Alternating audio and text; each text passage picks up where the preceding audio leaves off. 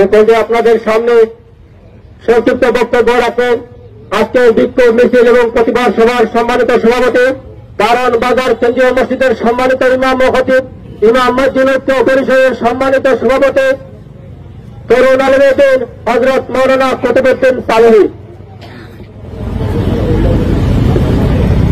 আসসালামু আলাইকুম নাহমাদুহু ওয়া নুসাল্লি আলা রাসূলিহিল কারীম আম্মা বা'দ আউযু বিল্লাহি মিনাশ শাইতানির রাজীম বিসমিল্লাহির রহমানির রহিম ওয়াজাহিদু ফিল্লাহি হাক্কা জিহাদিহি হুয়া ইজতাবাকুম সাদাকাল্লাহুল আযীম।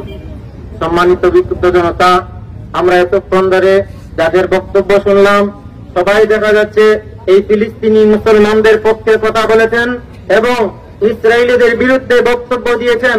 এই ইসরায়েলবাসী ফিলিস্তিনের মুসলমানদেরকে হত্যাযজ্ঞ চালিয়ে শুধু ফিলিস্তিনবাসীকে হত্যা করে নাই, বিশ্বের সমস্ত মুসলমানদেরকে যেন তারা হত্যা করেছে, ঠিক কিনা বলেন?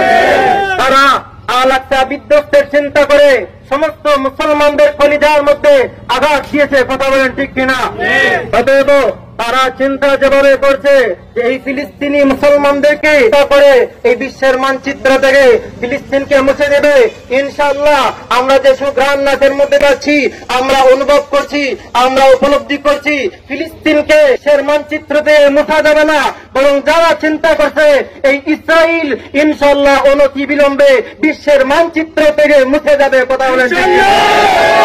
সম্মানিত সুধী, আমি আমার বাজারবাসীকে এই কথা বলে শেষ করতে চাই, যেভাবে এখানে বক্তারা বলেছেন এই ইসরায়েলি পণ্য আপনারা বিক্রি করবেন না, এগুলো বর্জন করার জন্য, বয়কট করার জন্য তারা যেভাবে বলেছেন, আমিও তাদের সাথে একতা পোষণ করে আমি আপনাদেরকে অনুরোধ করে বলছি আপনারা এই ইসরায়েলি পণ্যগুলো বয়কট করেন, কারণ এই ব্যবসার মাধ্যমে যা লাভ হয় এই লাভের টাকা দিয়ে তারা যুদ্ধের সরঞ্জামাদি কিনে মুসলমানদেরকে হত্যা করে। অতএব মুসলমানদেরকে হত্যা করার জন্য তারা যেভাবে লাভবান হয় আমাদের থেকে যা পায় এই সুযোগ আমরা আর দিতে চাই না।